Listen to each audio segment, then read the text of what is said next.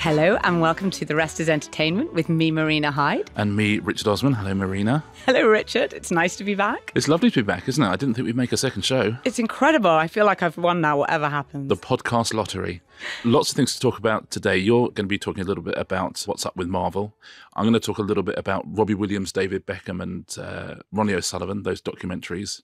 What are we talking about third? Something I think people wouldn't think we're talking about. A word about a recently deceased Henry Kissinger. It may seem surreal that it's appearing in the entertainment podcast, but bear with us and it will become clear. Exactly that. And then lots of recommendations about what to watch, what to read, all sorts of things. Right, let's start with Marvel. Marvel is in quite a bit of trouble, which seems absolutely extraordinary in many ways, because this is a cinematic universe that basically sort of launched in 2008. It's pulled in 33 billion, 40 billion in merchandise, because let's not forget, these things really need to shift plastic. That is a big part of their job. But today, as we're recording this on a Monday, today in New York, the trial for domestic violence starts of Jonathan Majors, who was slated and indeed has been already unveiled and starred in one movie as their kind of big villain for phases 5 and phases 6. Bear in mind, Marvel talks about things in terms of 5-year plans, rather like some of the great monsters of the 20th century, but I'm here for it. I digress. I digress. So we started with phase 1 in 2008. We've been through the first 4 phases. We're about to start phase 5. We've technically started phase 5. Did you notice at home we technically started phase 5? I should say at this point that the reason I've been fully immersed in Marvel in the past couple of years is I'm writing on an HBO comedy which is set behind the scenes on a superhero franchise movie. They have been masterminded really by one man, a guy called Kevin Feige, who's the sort of president of Marvel Studios. They start in 2008. Bear in mind, they don't have very good superheroes. They have like second string. Now they seem like the biggest thing in the world, the Avengers. But at the time, Thor, Iron Man, these are not Superman. They're not Batman. They actually do own Spider-Man, but they've licensed it to Sony, so they can't even use Spider-Man. But what they do, I think, what's so successful with Marvel films is that they've eliminated sort of endings. So you get a beginning and middle, and then there's a new beginning, and each film begets another film.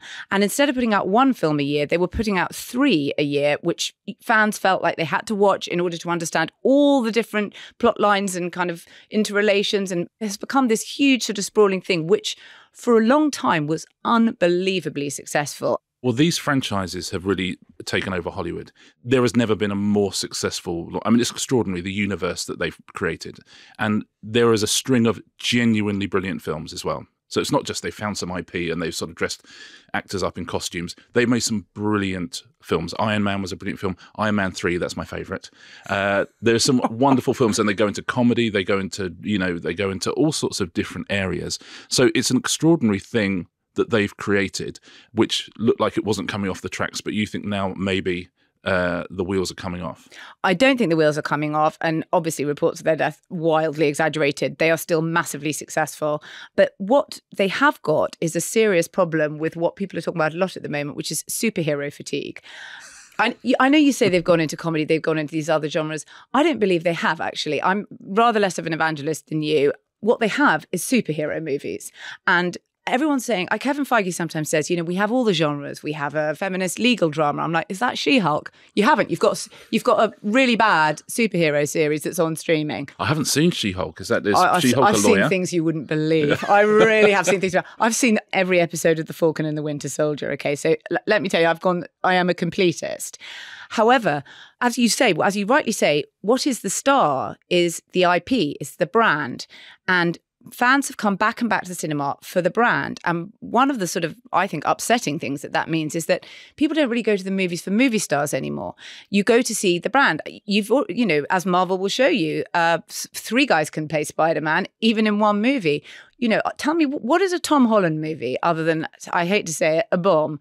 If he's not wearing the suit, they don't do well. And even the same with someone like Jennifer Lawrence, who, when she's in a franchise, the movies perform very well. But otherwise, it's hit and miss, and it's more miss than hit. But isn't that good? Isn't that the producers and the writers making the hits rather than actors? I don't know. I'm rather a romantic. I want movie stars to open movies, and I don't really want the sort of greatest actors of their generations to be stuck in these properties where they're kind of having to make these things do an awful lot of kind of heavy lifting.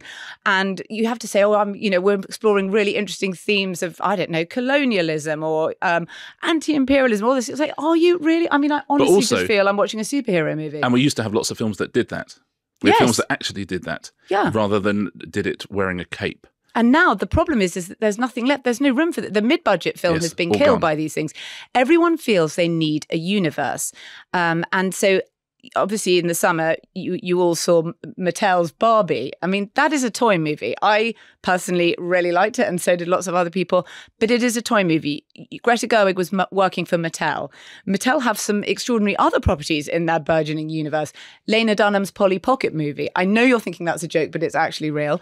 Daniel Kaluuya's Barney the Purple Dinosaur movie. No, come on. I'm not joking. Is this one of those ones where you give me three and one of them is true? I'm afraid they're all true, Richard. They're all true. And when they first announced that Barney the Purple Dinosaur movie, they said, yeah, it's going to be very surrealistic, quite dark, quite A24. Anyway, and of course, they have now course corrected and they've said it will not be an odd movie. So just in case anyone thought they might be getting something quite dark and surrealistic with the Barney the Purple Dinosaur movie, they won't be. So I worried it was going to be a bit Mike Leigh. Genuinely, I will seed fund that. We'll get the. Well, he may end up directing one of these things. I'm joking, of course, but actually, young directors. That's the sad thing that has happened as well. They call it the Sundance to Spandex pipeline, and they get these really hot young directors. You've had some indie hits, and they grab you at Sundance and say, "We'd love to see your take on whatever property in the franchise they're being given." Of course, what they really mean is that they don't want to see your take at all. They want to use your indie cred and they want you to make an exact copy of other Marvel movies. And they do not want you to, and so someone like Edgar Wright, who directed Shaun of the Dead, Hot Fuzz, all those sort of things, actually had to exit and not do Ant-Man anymore because he thought, I can't. They say they want an Edgar Wright movie, but they don't. They want a Marvel movie. So he said he can't watch it as well. So Edgar was saying recently, he said he thinks that possibly they're releasing these things too close to each other, which I think they are, because they have so many different superheroes that if they release one Ant-Man every 3 years, they're also releasing, an Iron Man, they're also releasing Avengers. So I think it's become like EastEnders.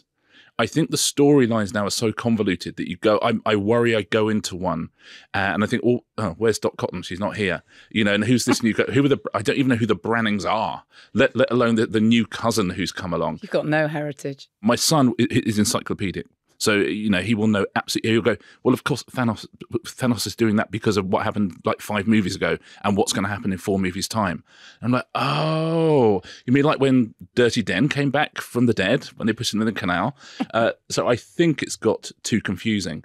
And I think Edgar is right that there's so many of them. If you look at Grand Theft Auto, and the trailer just launched this week. The trailer just launched this week and people went insane. GTA 6 trailer. I'm so excited. Oh my God. 2025! And that's because it's been 10 years since the last Grand Theft Auto. Right, 10 years. That's made $30 billion, Grand Theft Auto. So they're doing all right for themselves and they're doing one every 10 years. Imagine if Marvel did that.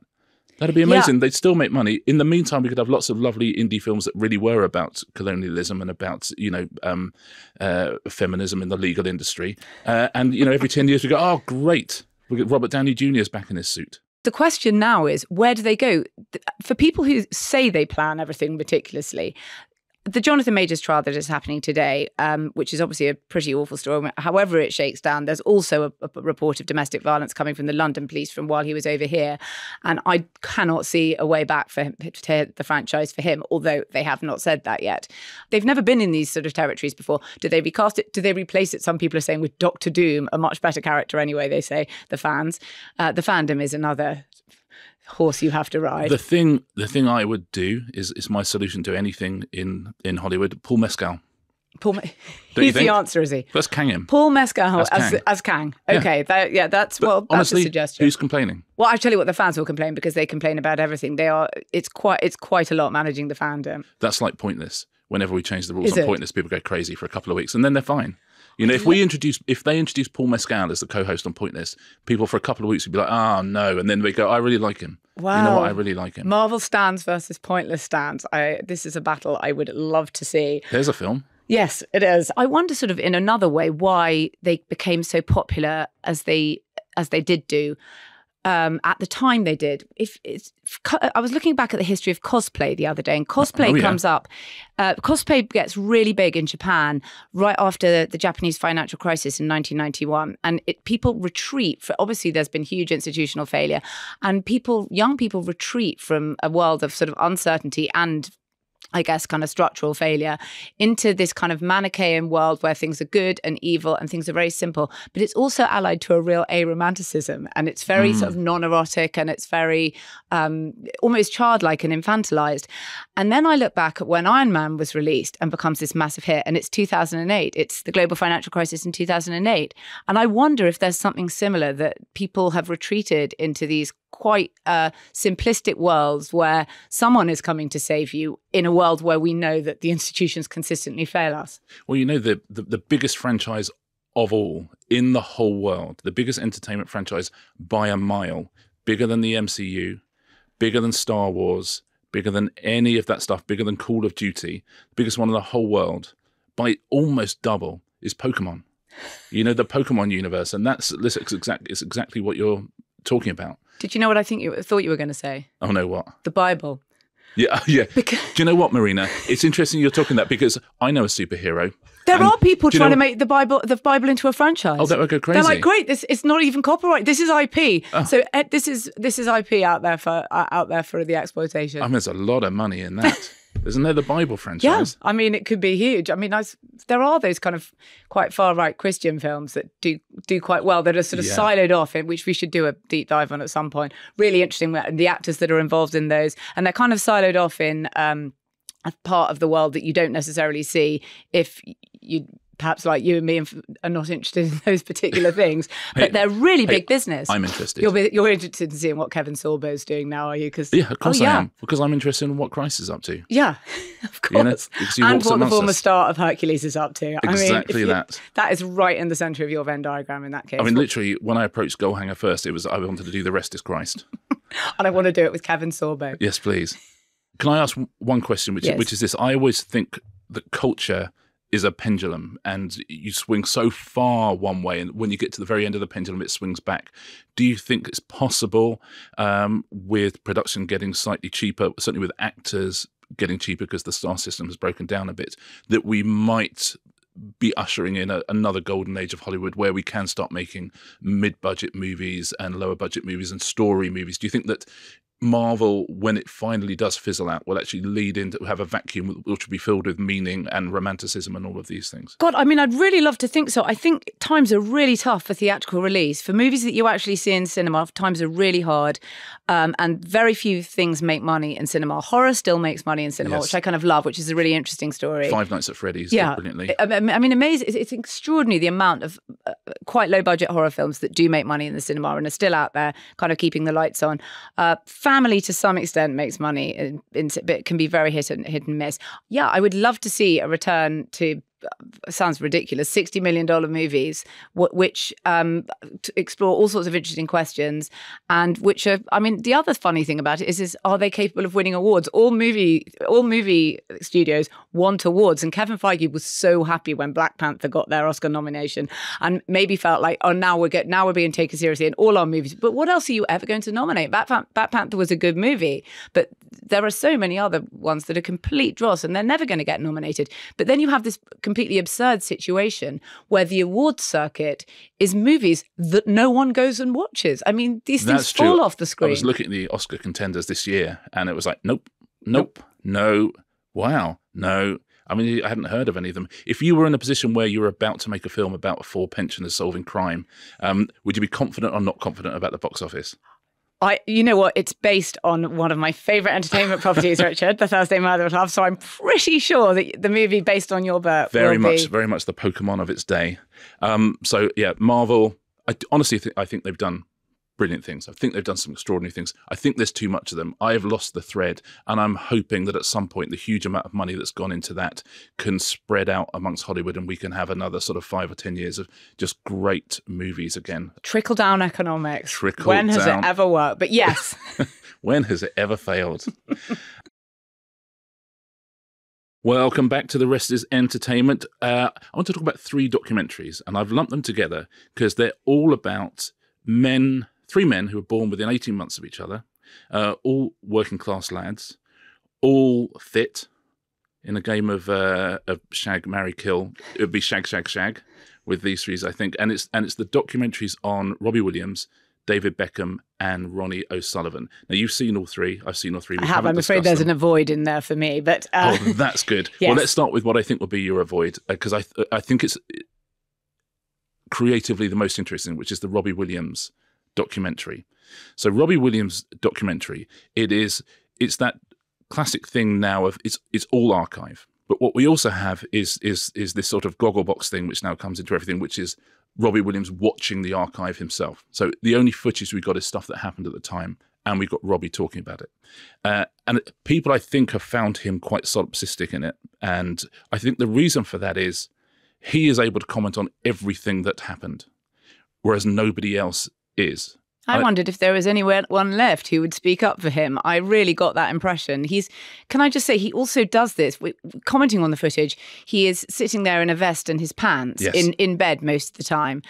He's pretty good on talking about his self-loathing, but I think he's rather quiet on his self-love, which I have to say shone quite heavily through for me. That's the problem, I think, because no one else gets a word in. So there's various moments.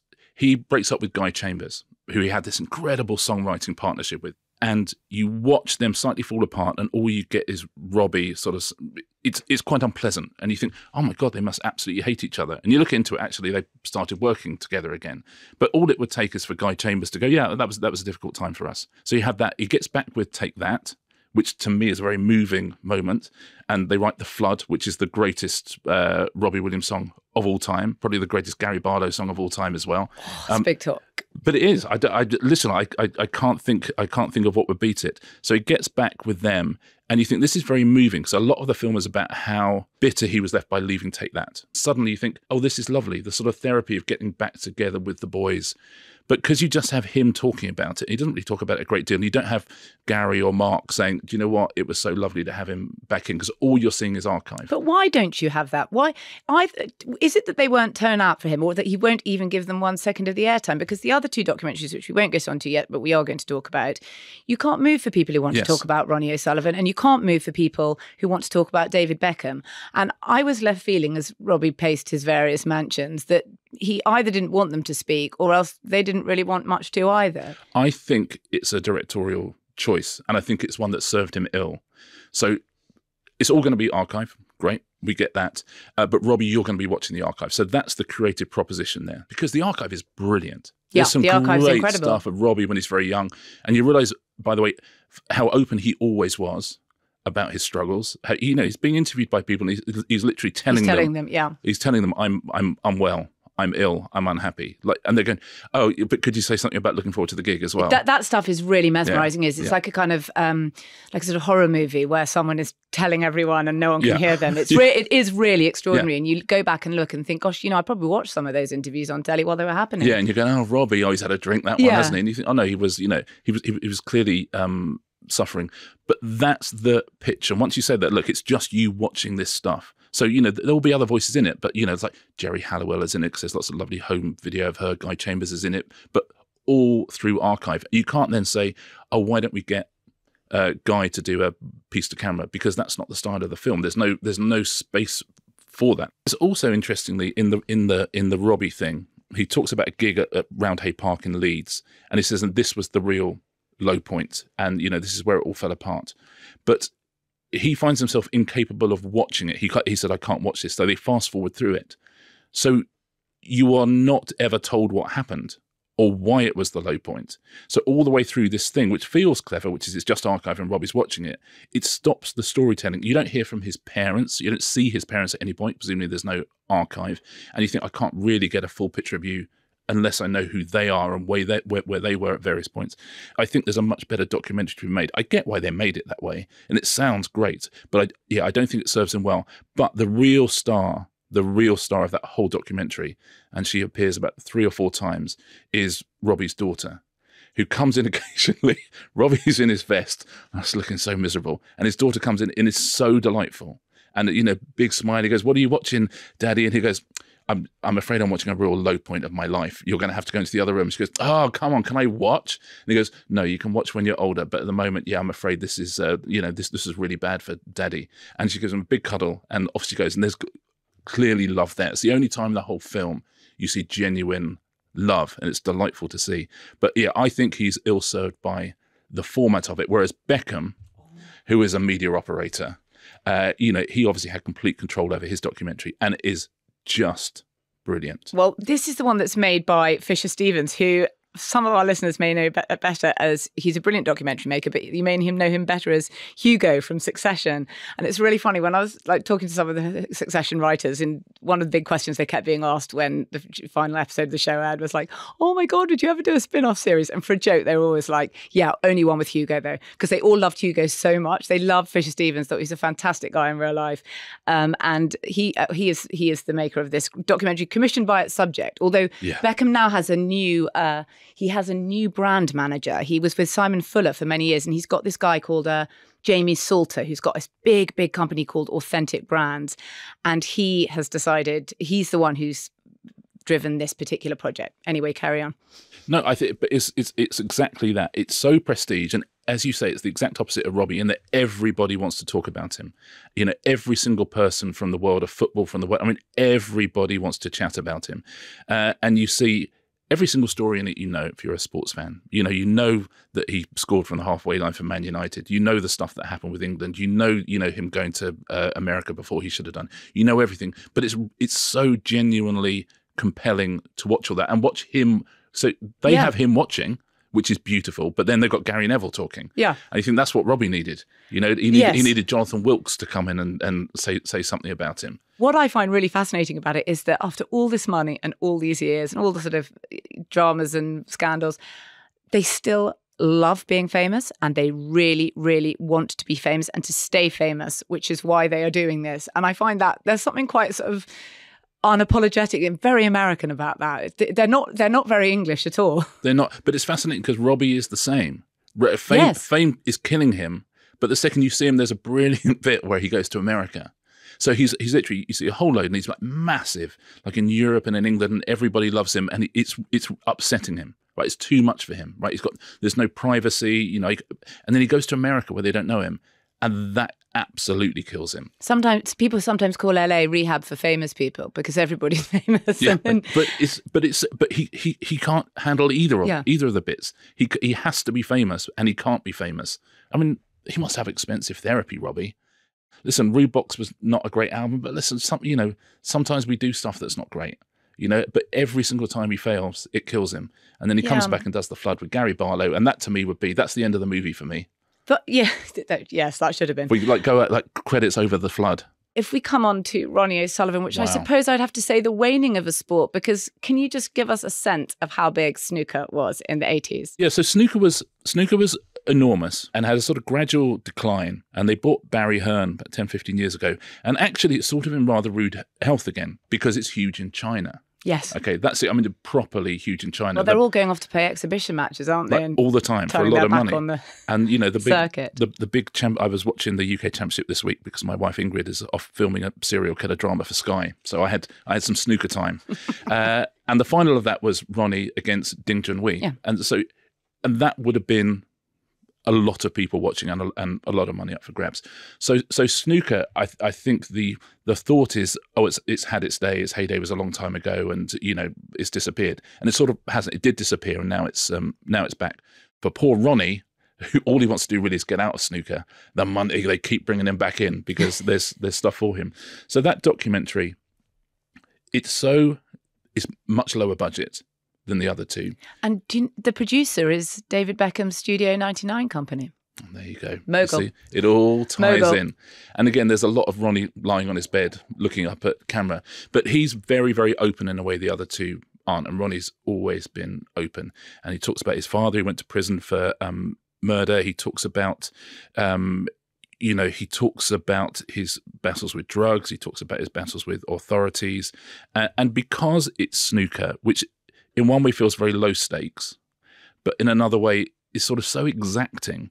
to knock a snooker ball into a hole is Oh almost my God. impossible. You're watching this stuff. It is like a sort of sacred geometry. It is absolutely extraordinary. You could stand up out of your seat just watching some of the clips in this. Yeah. It's unbelievable. I mean, and it's interesting sort of Stephen Hendry saying, I think he's actually the greatest sportsman ever to have lived in any sport. Yes, exactly. And you think, Steve, it might be a bit much, but yeah, I hear you. He's certainly good at snooker. Yeah. I mean, he's of all these three subjects, he's the only one who is the best to have ever done it. Absolutely at the top of a game, and of a game where you can't make Robbie Williams or David Beckham money, but you can make good money.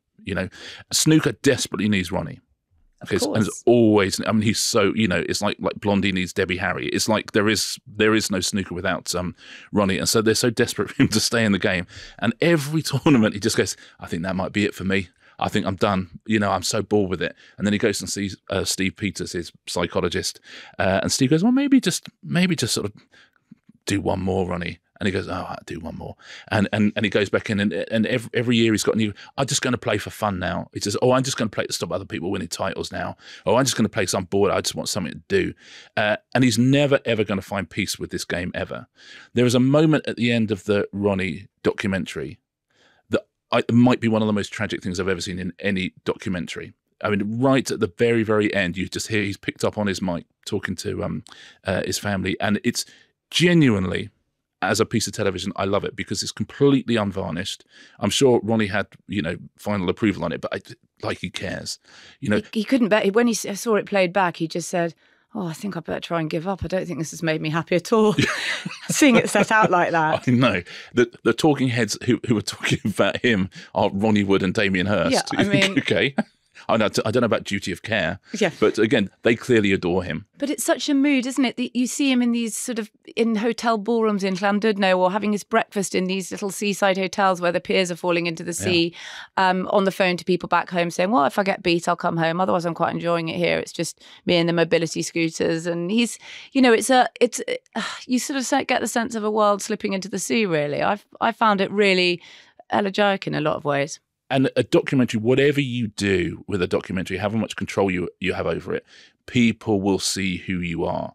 And I think you see Robbie, Beckham, and O'Sullivan in slightly different ways. After this, I was, again, watching the final of the snooker last night. You can't watch him play and the expression on his face without thinking of that documentary and the stuff he talks about and the stuff he talks about during games. And it just makes him, it's like, Drive to Survive has kind of made Formula One. I was going to say that a lot of these documentaries are because the streamers don't have sport. Obviously, Netflix doesn't have any sport, so they have to have quite a lot of sports adjacent content. And they've got Beckham, they've got Drive to Survive, which we must talk about in more in full on another occasion. Can I pitch something to Netflix right now? Please do. Drive to Survive, but for darts. Huge. I mean, it would be insane. I don't know why they haven't done it. Because why are you doing this? They greenlight anything. I mean, just there's a South Park episode where it's just like a huge call center, and it's Netflix, and it's just people pick up the phone and go, yeah, that's a green light, green light, green. So yes, I'm sure you could get that green lit. But that would be amazing. And then you could probably get the right stuff. I mean, darts is huge. Again, Barry Hearn. Barry Hearn is a genius. But I would just love to watch, Michael van Gerwen at home, or just these. The darts players, the backstories and the home stories are always absolutely exceptional. Michael Bully Boy Smith. I'd like to see it. Best ever darts nickname was Mark Frost, whose nickname was Frosty the Throwman. But anyway, those three documentaries I really recommend. All three of them. They're genuinely, you come out of them with an opinion, but I think the person who you want to hold close to you after watching all three of them is Ronnie. Okay, third item on this week's podcast. And the most unusual. Is Henry Kissinger. Henry Kissinger, diplomat, statesman, and a number of other things besides, has died aged 100. Now, Kissinger's an extraordinary figure. As a child in a classroom, he remembered hearing that Hitler had been elected chancellor in Germany. His family managed to flee. And he rose to wielding immense power under US Presidents Richard Nixon and Gerald Ford. Heard of him. So he was a diplomatic and strategic mastermind, but he also embarked on a number of foreign policy gambits, which were secretive bombing campaigns and many acts which were almost inarguably war crimes. But we'll leave putting him into those perspectives to our colleagues on The West is Politics, All the Rest is History. Oh, they'll love it. Because our businesses today, I think, is one of the other major drives of his life, which was he was a huge star fucker, wasn't he, Richard? Yeah, he really, which I didn't know about. He loved celebrities, and strangely, given his political activities, celebrities couldn't help loving him. There's a sort of fantastic article in the Hollywood Reporter that came out after he died, which pulled together some of this. Can I just take the listeners back to 1972? Right? Oh, could you? You're like Alan Fluff Freeman. I am. The Godfather is about to come out, and Bob Evans, who is a big producer at Paramount, and actually his book, The Kid Stays in the Picture, is one of a brilliant book. The great Hollywood books. Anyway, but US casualties in Vietnam have hit 60,000. It's all Kissinger has prolonged and widened the war. But anyway, The Godfather's coming out, and Marlon Brando pulls out of the premiere. And Bob Evans thinks, I need a really big star. I tell you what, I will go to Henry Kissinger. Kissinger, by the way, had just been voted in a poll of Playboy bunnies, top of the list of men I would like to go out on a date with. I mean, he is Nixon's national security advisor at the time. Anyway, and so Bob Evans gets him to come, and they've got lots of stars already at the premiere, like all the stars of The Godfather, apart from Brando, Jack Nicholson, Ali McGraw, and they say that Time magazine says the superstar was Henry Kissinger. So many people wanted to be seen talking to the president's national security advisor that the curtain was delayed for 15 minutes at The Godfather. I mean, he had affairs with Zsa Zsa Gabor, with Liv Ullmann, with all sorts of actresses. There's a bit where they say he liked an unknown actress is what he really liked. I was reading he dated a stunt woman, Lada St. Edmund, and I thought, I'm going to have a look at her, and she's amazing. She was ballet dancing on Broadway at 12. Went to Hollywood, became a go-go dancer on a TV show in the 60s. Burt Reynolds said to her, "You should become a stunt woman." She became the highest paid stunt woman in Hollywood. She crash tested the first airbags. Oh my gosh. Yeah, she got $25,000 payout because she broke both her ankles testing the first ever airbags. She's now 76 years old, and she's a personal trainer. So if somebody should live to 100, I would say Lana St. Edmund. But yeah, Kissinger was doinking everybody. And I must say that even as late as, I mean, really, I remember not so much longer than probably about 15 years ago covering the story when Angelina Jolie was invited to join the Council of Foreign Relations, which is an extremely sort of serious US think tank, foreign policy think tank, of which Henry Kissinger was obviously one of the leading lights. And he said, well, you see, I'm doing this. It's my only chance to get to meet Angelina Jolie. And it felt like the sort of blackest of satires because you thought, I mean, what have they got in common? She's just adopted a Cambodian orphan and he certainly created a few of them. And I have to say that reading over some of the stuff that he did in his life, there's just no modern analogue of that. I just think of the idea that, having a national security advisor, imagine sort of Christopher Nolan this summer ringing up and saying to Jake Sullivan, President Biden's national security advisor, I really need you to sprinkle a little bit of stardust on my premiere. Well, our version of it in the UK would be Lemba Opik and Gabriella from the Cheeky Girls. Sadly sundered partnership now, of course. Yes, like many of his partnerships. Yes. He's an interesting one, Lemba. Including with the electorate, yes. Yeah, I saw he got kicked out of the Lib Dems, Lemba Opik. Oh my goodness, that's so hard. That is really hard. That's really hard. Well, if I tell you what he did a talk at the Conservative Party conference called How to Stop the Lib Dems. I mean, that would do it, right? That would do it. But yeah, we don't really have it. David Lammy and June Sarpong. No. That's about as glamorous. It's about as glamorous as we've got, isn't it? But yeah, Kissinger essentially he sowed his oats across all of Hollywood in the. But he sort of borrowed the tools of the celebrities he rubbed up against to create in his post politics life. He became a sort of unbelievable self-publicist and a controller and a sort of director of his own comms. I mean, I want to say the Taylor Swift of international diplomacy, but is the Taylor Swift. Before I say that, why don't we end this item? Well, I was going to say, let's leave it to the rest of politics and history to really contextualize him. But yeah, he famously said power is an aphrodisiac. I did not. Greatest aphrodisiac. Yeah, exactly. I didn't realise that was his Hinge profile, but clearly it was. Henry Kissinger. Of course, the other terribly sad death this week, Shane McGowan. Next week, we're going to talk about the Race for Christmas #1, because I'm obsessed with that sort of thing, and we'll talk about Shane then. Recommendations this week. Well, firstly, Squid Game, the final episode is dropping this week. We talked about it last week. Absolutely loved it.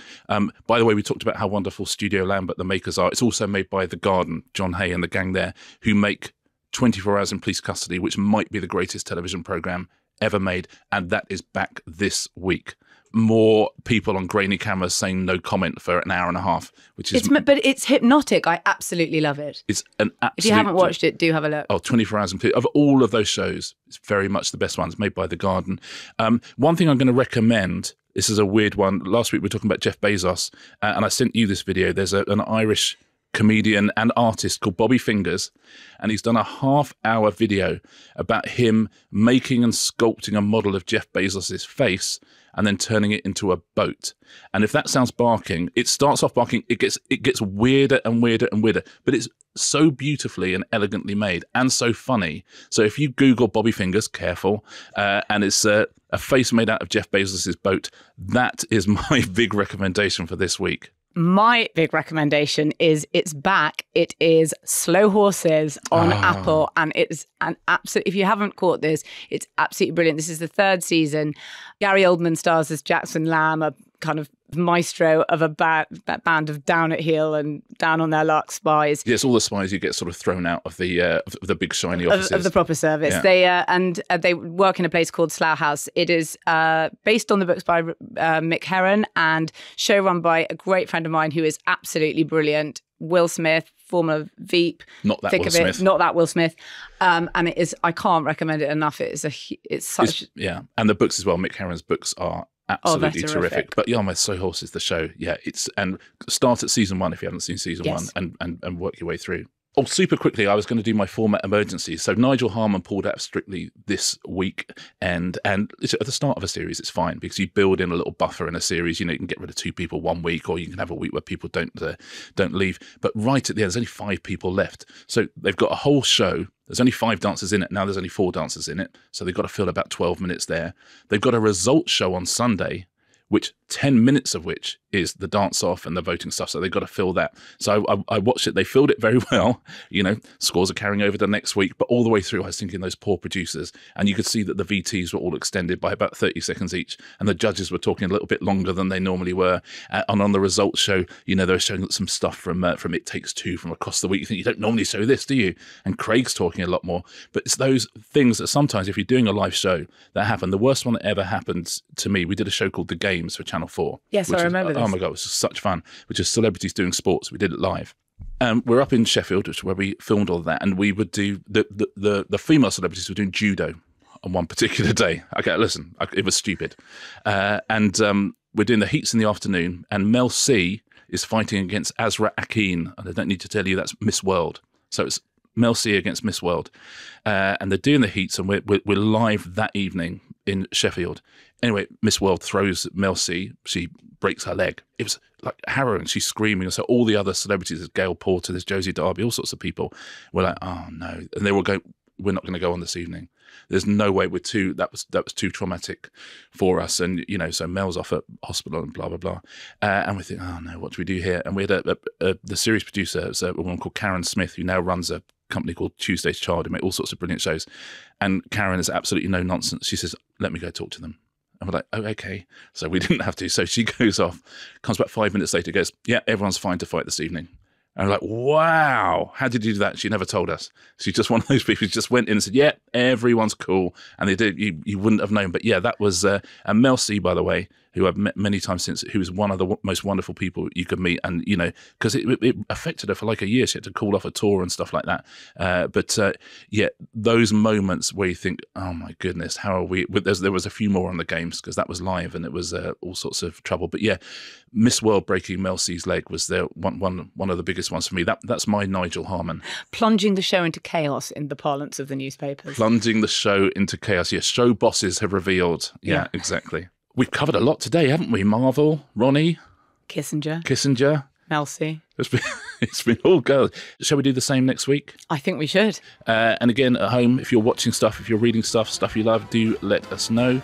And we'll see you next week. Bye-bye.